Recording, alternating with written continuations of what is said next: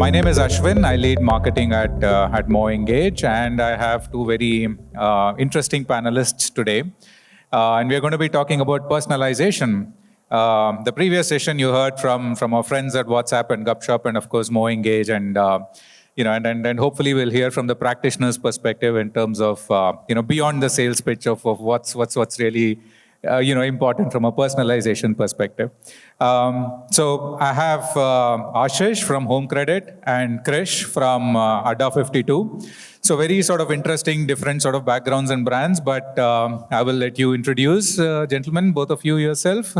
Thanks. Hi, my name is Ashish, and I lead marketing for Home Credit. Home Credit which is into small finance, okay, for new to credit and kind of urgent unsecured loans.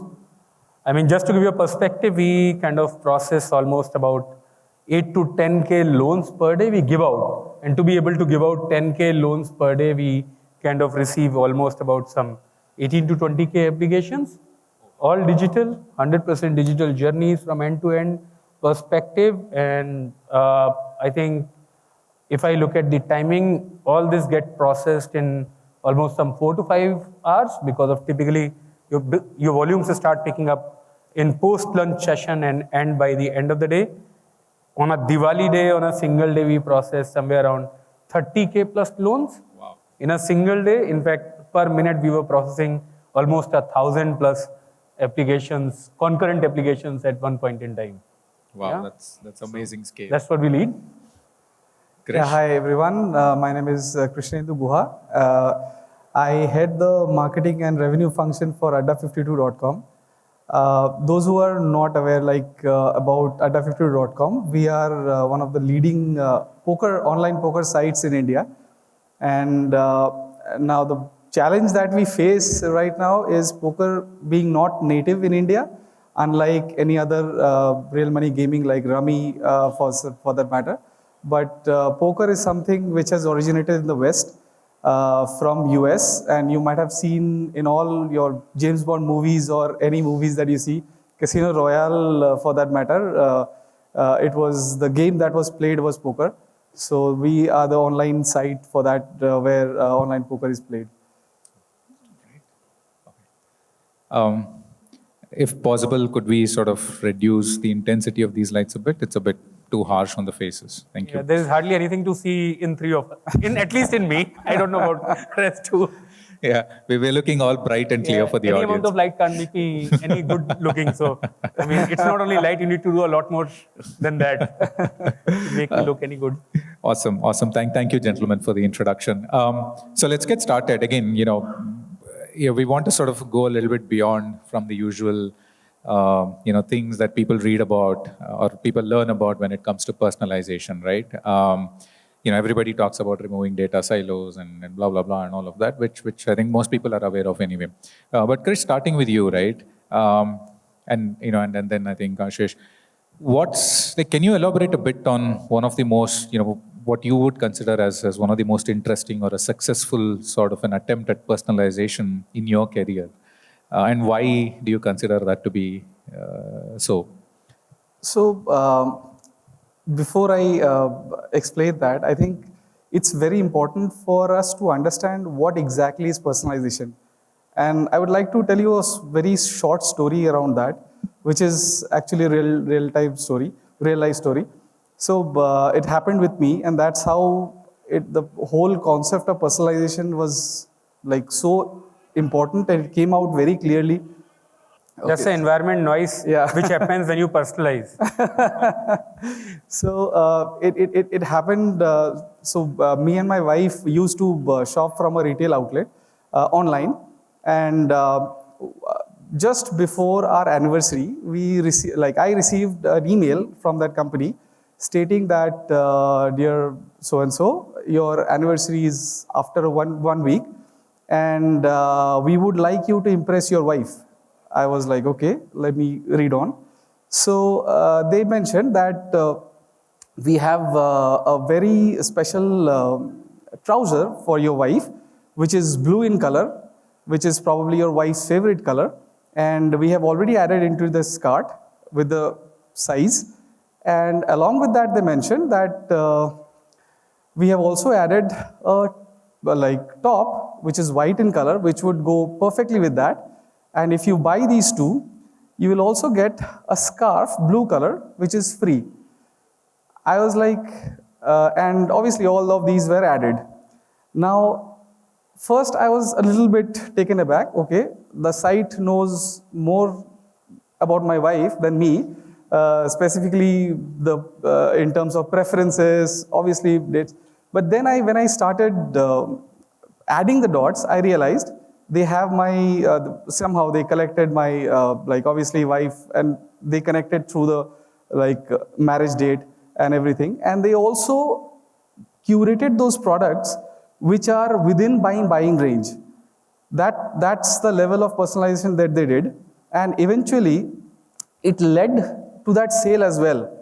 And the way the communication was done, and that's how I realized that how important is the personalization factor here, because so many data points are actually collected and put together in a form where a user feels elated. And it's so related. I think in the previous session, someone was mentioning about that. You have to make a communication which is very related. And I think nothing more related to this than the experience that we had. So that's how personalization was, you can say, level of personalization that introduced. And from that, it was very essential. I realized that what level of data collection that you require to eventually get to that level and compile everything in a format and then present it to the user so that the user doesn't have any option rather than to go for it. That was actually very interesting. Yeah. But Ashish, coming to you, right? Any specific examples of, again, personalization that you have sort of carried out in your career, which you're personally proud of? And can you also talk a little bit about some of the challenges that you might have faced on the journey to that level of success, right? Well, I can talk about challenges more than I can talk about successes. I think as a marketer, one thing I have learned, if you are not failing enough, I mean, there are very little chances that you will succeed enough. Yeah, failure is guaranteed. Success has a probability. So that's for sure. I mean, if I were to just condense what you said, at the end of the day, as marketers, you are supposed to today, it is very, very important that you are able to bring out the differentiated value proposition for people. Yeah. You need to be able to understand your customer's pain, create your proposition which kind of helps him gain, and then wrap it around into a wrapper and present it to him or her when they want to kind of consume, when they want to consume. It has become a lot more about them than about businesses. Okay, I can give you two examples, one from my previous one from this one, some failures, some successful. Sure. So I was heading the marketing for Generali, which is Italian brand for insurance, life insurance, that too. So I used to go to living people and say, you give me money, and when you are dead, probably I'll come back and give you money. Probably I'll give it back. And today I kind of give it to living people and hope that they will give it back before they die.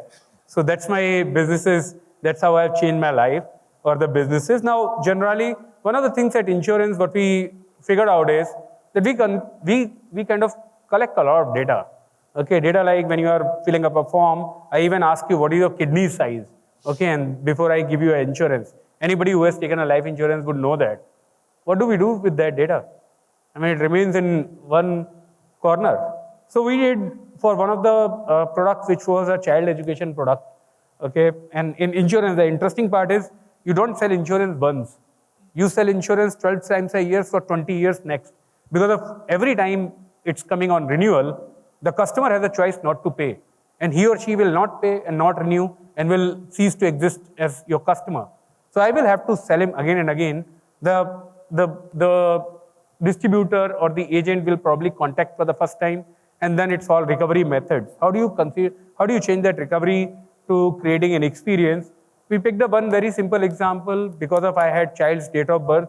And typically when you buy an insurance, you typically create a goal. Oh, I want my kid to be a doctor. I want a kid to be an engineer. I want a kid to be XYZ, whatever. I want to send him to study abroad.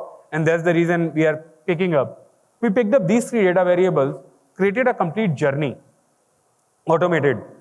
Okay, and it is like every time renewal is coming 90 days before, this journey will head back or at a opportune time. So one is 90 days, one is before your kid's birthday or at a time. It'll come back and it'll ask you questions simple like that. Hey, you have kind of, your dream is to reach 20 lakhs.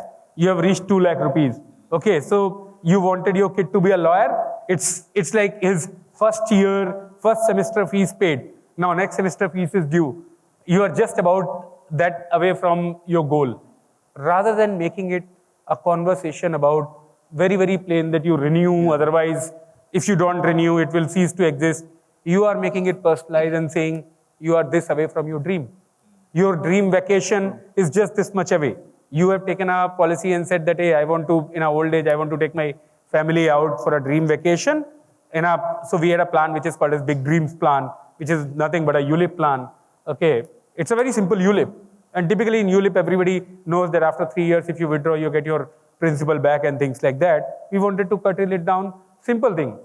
You have saved enough to get a visa now. Now you have saved enough to pay for one side of a trip. Yeah. But you are still away from paying for kind of a local visits and sightseeing there. You have got a sightseeing ticket now and things like that. And we actually saw when I had taken over that portfolio, my T25, which is like people who continue after 2 years, were 67%. And we actually exited over next 3 years. We exited from T25, from 67, it becomes somewhere around 92%. Wow. That's a kind of an increment. Currently, I mean, think about it, when I am giving out loans, it's a very simple thing. I need to pick up multiple signals from the phone you are using to apply the loan, to the browser you are using, to the place you are coming from, to the language you have selected, to the creatives you saw, and basis all that, I make a decision in terms of what kind of a interest rate I am about to offer to you, to what kind of a product you get, to what kind of a proofs I ask you from before I underwrite an unsecured loan. And this all happens at a runtime basis. So it's not only into communication, it is a lot of times when we are thinking about journeys, it is very interesting if you know. You would have these journeys. In insurance only I faced this. When I had come in, you would create a journey around Father's Day. It will say, I mean, you will create a beautiful, beautiful creative which is going to go on your paid channels, which will say, wish your dad this Father's Day, wish your dad, okay, gift him an insurance. Yeah. You will click there and suddenly open up a journey which has got nothing to do with Father's Day. It'll ask your very simple thing, what is your name? What is this? Oh, 2 minutes back in email you came back and told me, hey Ashish, wish this. And now you're asking me my name. And we did this. It's not that I am holier than thou. I created it more than anything. I mean, when you start to look at, and I only realized when I got that email saying, hey Ashish, gift this insurance to your father, I clicked and it landed back, and I could have carried this parameter over on a simple UTM basis and filled it in the form. I just did not. I mean, all of us receive these emails. In an email, I will say, hey, how are you? All good. You are a valuable customer and we value you the most. And you click on that, reach on the landing page, it says, who are you? Why the heck have you come here? Wasting my time now. You will become one more bounce on my website. Okay, you have now come to at least tell me your name. Now tell me what is your date of birth. And all this data is available, and we made these mistakes and we corrected it and learned a lot over a period of time. Today, for example, on a cross-sell base, I don't ask these useless questions. You just move ahead. So, I mean, a lot of times, as marketers, we need to think 3 questions which I kind of look into my head. If I'm asking something, is it really, really essential for me to ask? Can I do without it? Today, everybody comes and talks about big data. It has become like a fashion to talk about big data. Whether we like it or not, actually, what matters is small data. Big data is good for ego. Small data is good for business. Because if you really don't need big data, you don't need 1,000 data points. You need 5 information points. And whether we like it or not, information and data are 2 different things. We are actually living in an era of having too much data, very little information. The second thing, whenever you are looking at your data, understand that not every data lives in perpetuity. You have a life to a data. How many times as marketers have we let go of some data? Have we said that this table does no more serves my purpose? I mean, 3 months back, I used to work for Generali. I was into life insurance, and as I said, I was taking money from living people to say that if you die and I'm in a good mood, I'll probably give back. You have all data about me. It has all become useless because if I don't do anymore. Now I give money and say, hey, don't die before you pay back. Please, please, please. I mean, even if you had 1,000 data points, I was in a different city, my lifestyle was different, my objectives were different, all they have changed. Have marketers, I still get, YouTube still shows me Marathi ads, and I never understand Marathi. Not that I was in Bombay, but that does not mean I understand Marathi. So a very, very simple thing where we fail, and we all fail in that ways. Focus on small data. Is the data very essential? Do you have small data? And third, is your customer, or are you resonating with whatever you are creating? Is it resonating, or are you creeping him out? Like you said, just because of you have data does not mean you need to go around creep out the customer. As insurer, we had so much of data. Trust you me, in COVID, suddenly we had a treasure trove of data, and we realized, oh, we can create a campaign around and say people, you have a chance to get COVID. And we did a A/B. And trust you me, the only thing which it helped me increase was my vocabulary about abuses in multiple languages. Because the people took time. It was the most engaging campaign. My engagement... Not in the right way, though. Right and wrong was a question mark. It was, my team came back to me. It is the most engaging campaign, which it worked because of we have going and telling people, you have a chance to kind of being there. And then we suddenly realized why the engagement is up. Yeah, and I learned abuses in multiple languages. Trust you me. that was super interesting, Ashish. And again, I think coming back to you, Krish, right? When we, and again, piggybacking on what Ashish was talking about, like when we talk about personalization, obviously, one of the most difficult parts, and everybody talks about data collection and data and all of that. But in terms of, just like if you sort of peel back that a little bit and talk beyond data, right? Like what are some of the main challenges that you have faced?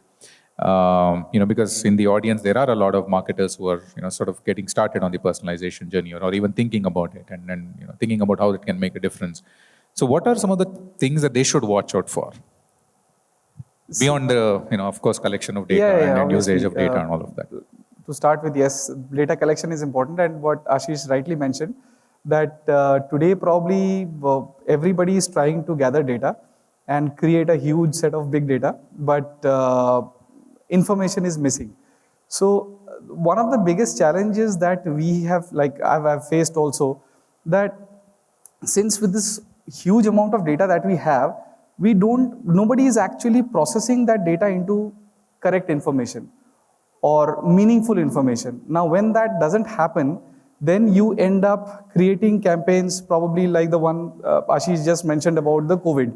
So it's very essential. And see, for everything, if you have enough information to personalize your campaign, that is good enough.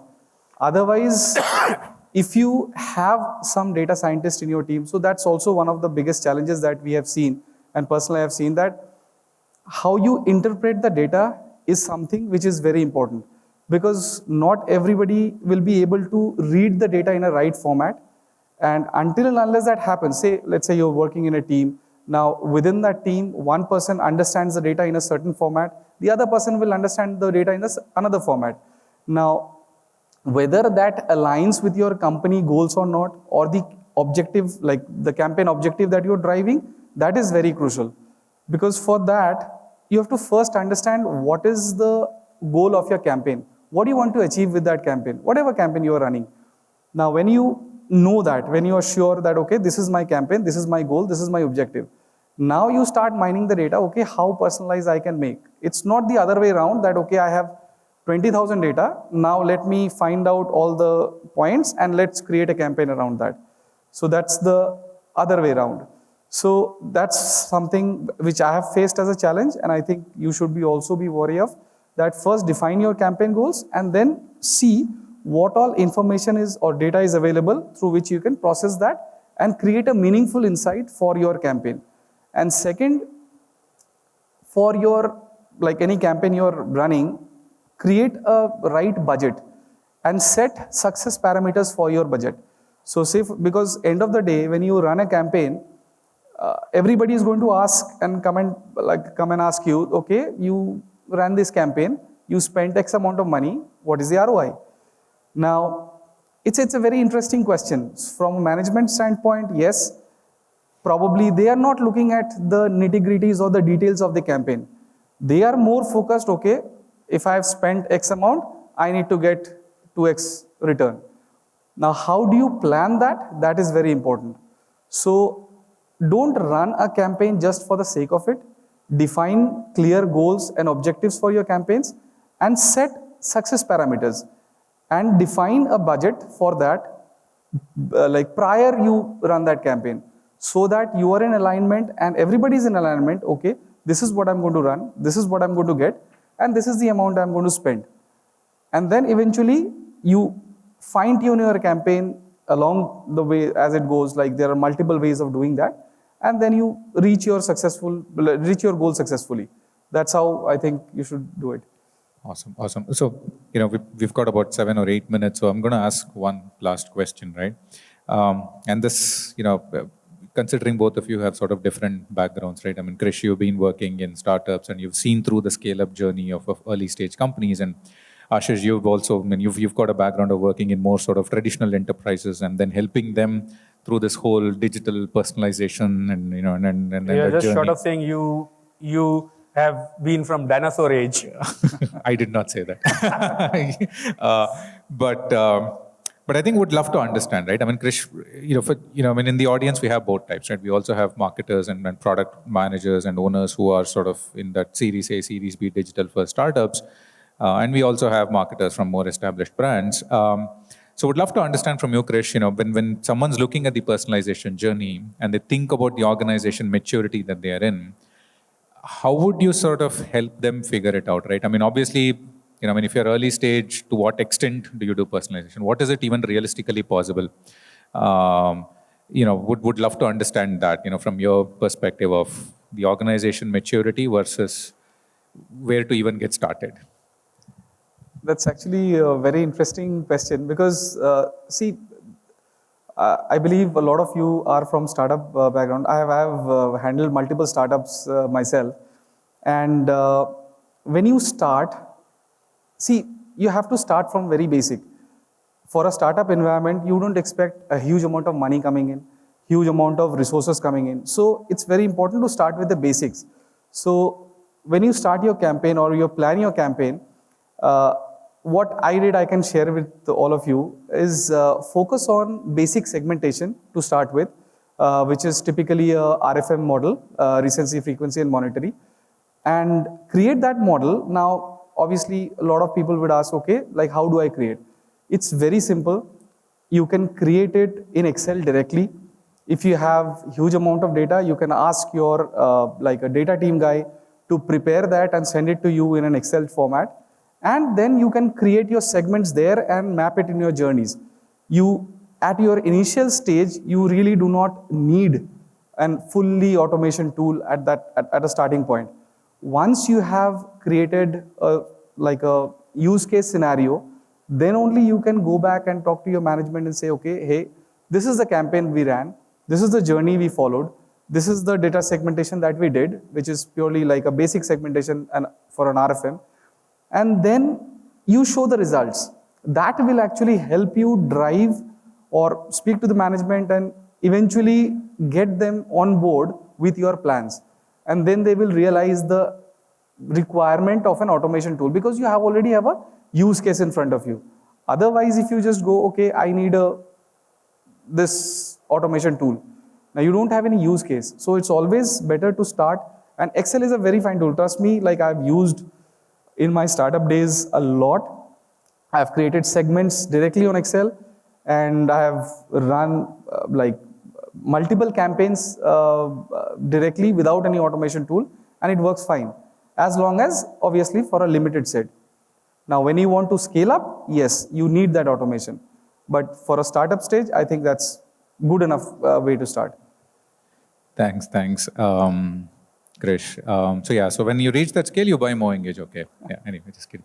But would love to hear from you, Ashish, right? Because you worked in more enterprise, more established brands, and obviously they have a certain way of doing things, and there's legacy systems and legacy process and legacy thinking, and there's a lot of change that needs to bring in, right? So you don't start with a clean slate. If you're a startup, you have the advantage of starting with a clean slate, but obviously you have other constraints. So how do you sort of, if there's a marketer who's like, okay, I'm a manager marketing, or I'm a senior manager, how do you sort of, how do you advise them to sort of get started on this journey? Like, how do you even say that, okay, look, this is how you need to look at things? Okay. So there are, again, 3 to 4 different places you need to kind of address this, okay? The very first fight in any legacy organization is basically being able to convince people that why you require what you require. And I have worked for an organization which is 180 years old.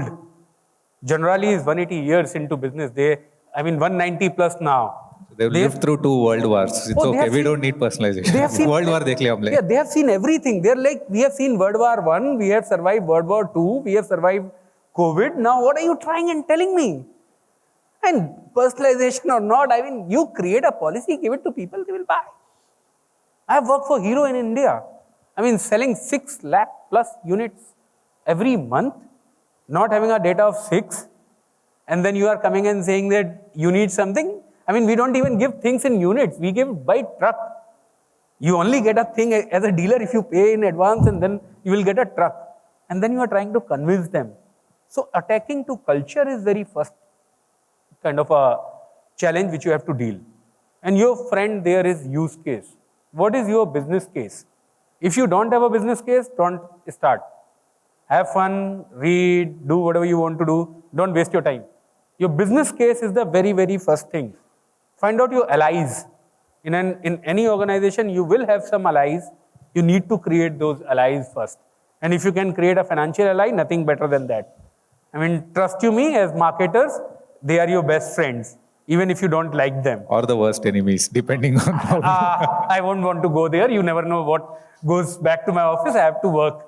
Yeah? So they are your best allies after all. And they are good people. You go and they actually see. At the end of the day, try and understand. In a legacy organization, they are winning for last 40, 50, 60 years. You need to be able to, as a marketer, you are not a marketer if you can't create a burning platform.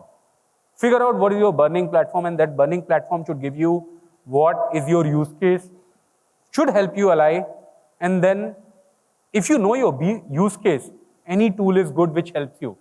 Don't try to get, a lot of times we try and get into something which has everything. Nothing, I haven't come across a single tool which has everything. Any tool is useless if you don't know what you want. The best of the tool is useless. And a plain Excel, like he said, is good enough if you know what you want.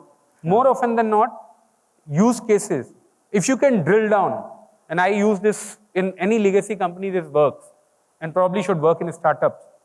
You haven't been able to figure out your problem if you can't define your problem in less than 30 seconds. Use this 30-second rule.